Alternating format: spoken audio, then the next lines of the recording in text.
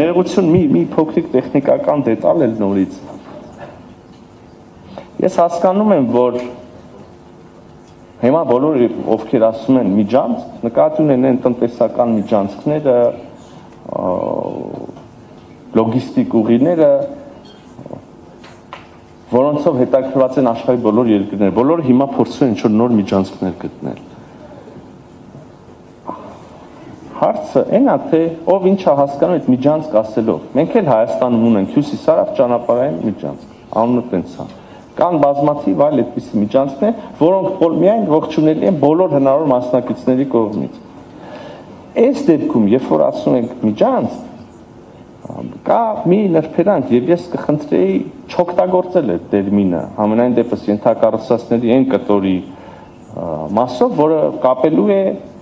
որը անցնելու է Հայաստանի հարավով։ Ինչու՞, որովհետեւ մենք քիչ առաջ խոսում էինք այն մասին, որ տարբեր երկրներ բանակցությունների տարբեր փուլում այս կամ այն կերպ ցանկություն են ունեցել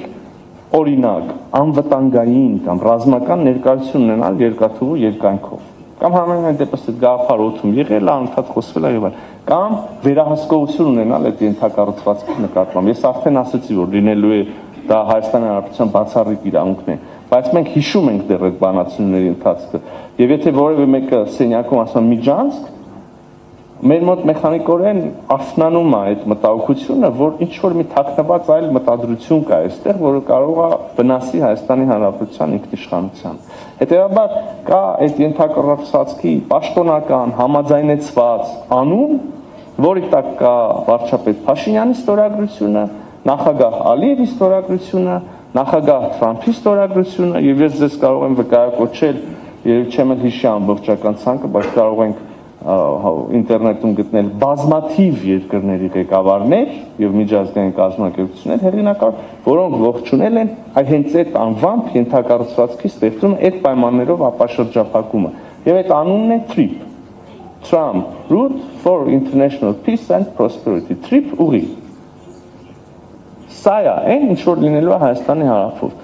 Մնացած ով ինչ սիրած անուն ունի իր մտքում կամ ով ինչ բան է գրում, երևի կիրառելի չի մեր հանդեպ։